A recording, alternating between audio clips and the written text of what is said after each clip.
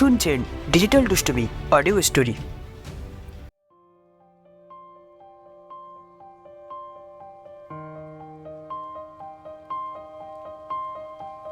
নমস্কার, ডিজিটাল দুষ্টুমিতে আজ শুনছেন একটি ভূতের গল্প।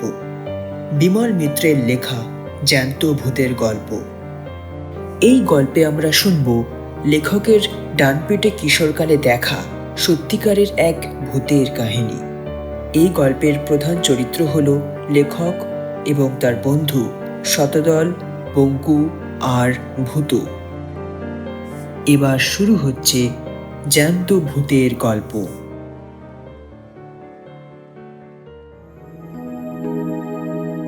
ভূতের গল্প আমি অনেক শুনেছি।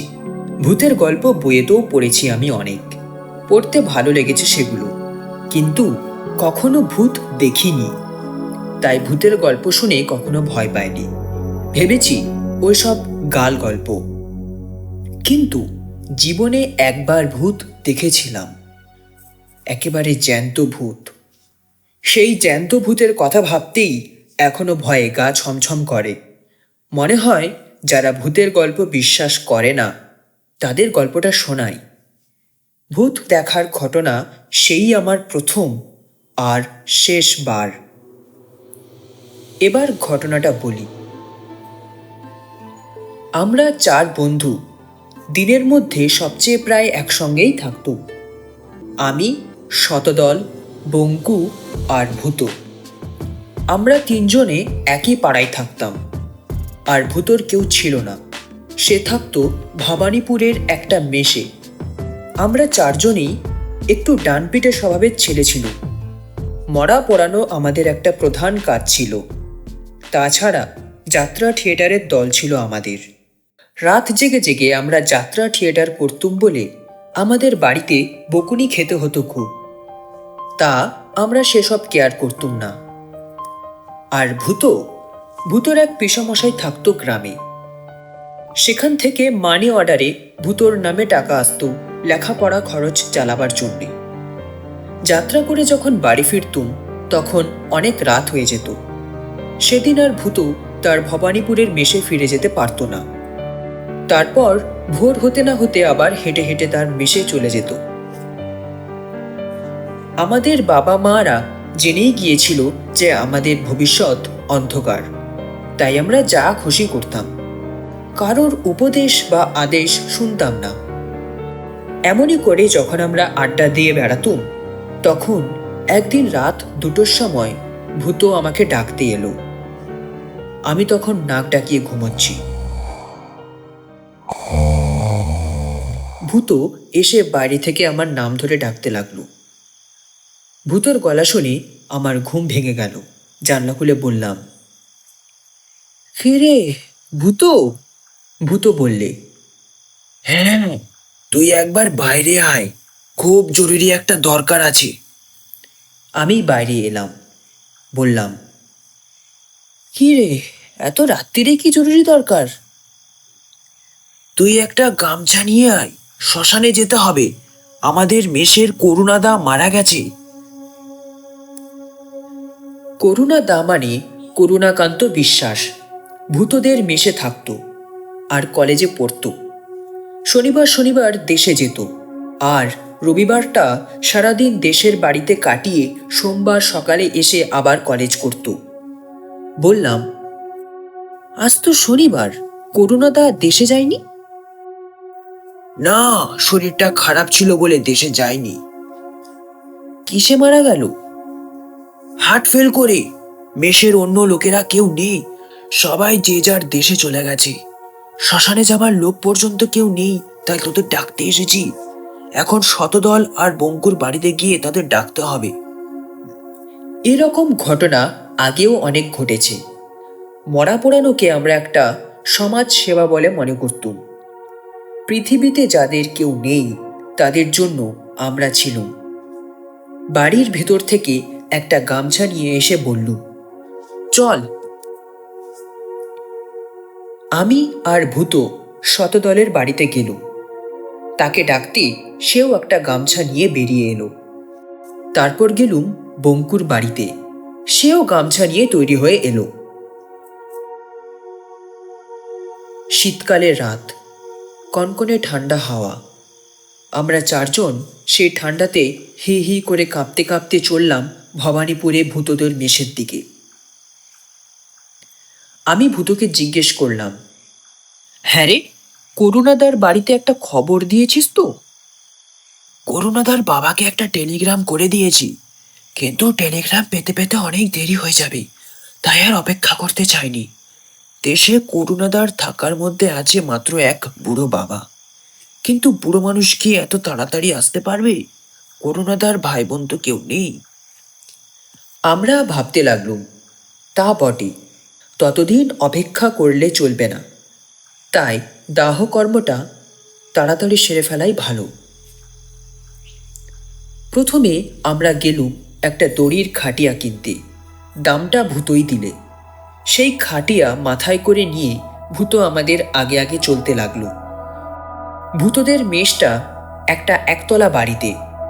আমরা আগে অনেকবার ভূতদের মেষে এসেছি। চারজন ছেলে থাকতো একটা ঘরে। ঘরটাও ছোট, বাড়িটাও পুরনো। পালা করে সবাই রান্নাবান্না করে খেত। আমরা যখন বাড়িটার ভেতরে গেলাম, তখন দেখি করুণাদার সমস্ত মৃতদেহটা এক কোণে চাদরে মুখ ঢাকা অবস্থায় পড়ে আছে। ভূত বললে, আয় সবাই মিলে করুণাদাকে ধরে খাটিয়ার উপরে তুলি।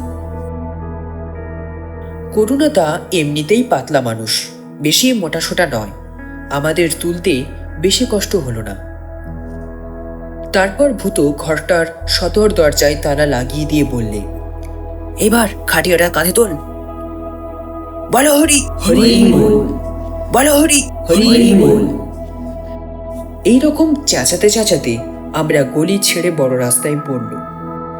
বড় রাস্তাটা দিনের বেলায় লোকের আর ট্রামবাসের ভিড়ে চলা যায় না, কিন্তু তখন রাত প্রায় 3টে, তাই একেবারে ফাঁকা। আমাদের চলতে কোনো কষ্ট হলো না, শুধু বড্ড শীত করতে লাগলো। কিন্তু শ্মশান বেশি দূরে নয়, একবার সেখানে গিয়ে পৌঁছাতে পারলে চিতার আগুনে গা গরম হয়ে যাবে। ওই আশায় আমরা করুণাদাকে নিয়ে তাড়াতাড়ি চলতে লাগলাম। হাজরা রোডের মোড়ে আসতেই ভূত বললে, তোরা এইটুকু রাস্তা 3জনে বই নিয়ে চল, বুঝলি? আমি ততক্ষণে দৌড়ে শ্মশানে গিয়ে সব ব্যবস্থা করে রাখি গিয়ে। আমরা রাজি হয়ে গেলাম। মরা পোড়ানোতে আমরা সেই বয়সেই ওস্তাদ হয়ে গিয়েছিলাম।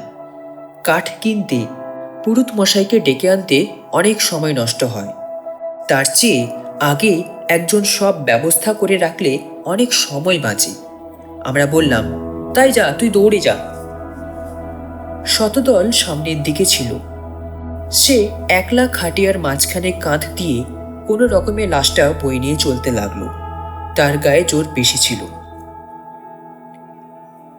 যখন আমরা শ্মশানে গিয়ে পৌঁছালাম, তখন ভেবেছিলাম পুরুত ডেকে কাঠ টাঠ কিনে ভূত আমাদের জন্য সেখানে তৈরি হয়ে আছে। আমরা শুধু গিয়ে পৌঁছাবো আর লাশ পোড়ানো শুরু করে দেব। কিন্তু কোথায় কি? ভূতর দেখা নেই। ভাবলাম ভূত বোধহয় শীতের চোটে বাইরে গরম চা খেতে গেছে। কিন্তু না, ডাকাডাকি করলাম, কোথাও ভূতর দেখা নেই। অনেকক্ষণ 3জনে তার জন্য অপেক্ষা করেও ভূতর দেখা পেলাম না। আমরা জানতাম ভূত খুব কাজের ছেলে, বিশেষ করে মরা পোড়াবার ব্যাপারে। যতবার ভূতর সঙ্গে মরা পোড়াতে শ্মশানে এসেছি, ততবার যা কিছু করবার সেই সব কিছু করেছে। কাঠ কেনা থেকে আরম্ভ করে মুখে আগুন দেওয়া পর্যন্ত সমস্ত কিছু। ভাবলাম নিশ্চয়ই সে এক্ষুনি এসে পড়বে, নিশ্চয়ই সে কোনো একটা ব্যাপারে কোথাও আটকে পড়েছে। শতদল বললে, আর একটু অপেক্ষা করা যাক, সে এলে তখন তাকে কাঠ কিনতে পাঠাবে। ওসব কাজ তো বরাবর ভূতই আগে থেকে করছে, সে সব জানে। অনেকক্ষণ পর্যন্ত যখন ভূত এলো না, তখন বঙ্কু বললে, মনে হয় কোথাও ঘুমিয়ে পড়েছে, যা শীত। এই বলে বঙ্কু চিৎকার করে ডাকতে লাগলো, ভূত, ও ভূত, ভূত আছিস? কেউ সে ডাকে সাড়া দিলে না। শ্মশানের ভেতরে তখন আরো 2-3টে চিতা জ্বলছিল। আমরা সেই চিতার পাশে গিয়ে দাঁড়িয়ে আগুনে গা হাত পা গরম করতে করতে ভূতোর জন্য অপেক্ষা করতে লাগলাম। আমাদের খুব রাগ হতে লাগলো ভূতোর ওপর। সেই আমাদের বাড়ি থেকে ডেকে আনলে, আর সে নিজেই কিনা ডুব মারলে। অথচ করুণাদা আমাদের কেউ নয়, বন্ধু তো নয়, বরং ভূতরই বলতে গেলে এক মেষের সঙ্গী। ভূত যদি আমাদের ডাকতে না আসতো, তো আমাদের দায় পড়েছিল করুণাদাকে এত কষ্ট করে এই শীতের কনকনে ঠান্ডার মধ্যে শ্মশানে নিয়ে আসতে। কিন্তু ঘড়িতে যখন 4টে বাজলো, তখন আর অপেক্ষা করতে পারা গেল না। তখন আমি কাঠ কিনতে গেলাম, আর শতদল গেল পুরোহিত মশাইকে ডাকতে। যখন আমি কাঠ কিনে নিয়ে এসেছি, তখন পুরোহিত মশাইও এসে হাজির। শ্মশানের ডোমেদেরও ডাকা হলো। তারা চিতা সাজাতে লাগলো। তারা শেষকালে করুণাদাকে গঙ্গার জল ছিটাবার জন্য মুখের ঢাকাটা খুলে ফেলল। আমরা মরার মুখের দিকে চেয়ে চমকে উঠেছি। এ কার মুখ? এ তো করুণাদার মুখ নয়, এ তো ভূতর মুখ। আরে, এই তো ভূত, এ তো ভূতর মরা। আমরা সবাই অবাক। আমরা কি তাহলে এতক্ষণ ভূতর মরাকে কাঁধে করে বই নিয়ে এসেছি? আমরা ভয়ে কাঁপতে লাগলাম। আর দাঁড়ালাম না সেখানে। আদি গঙ্গায় ঝাঁপ দিয়ে সাঁতারে এপারে উঠে যে যার বাড়ি চলে এলাম। ভূতর মরা পুড়ল কি পুড়ল না, তা দেখবার সাহস আমাদের রইল না। এরপর থেকে কেউ ডাকতে এলেও আর কারো মরা পোড়ায়নি।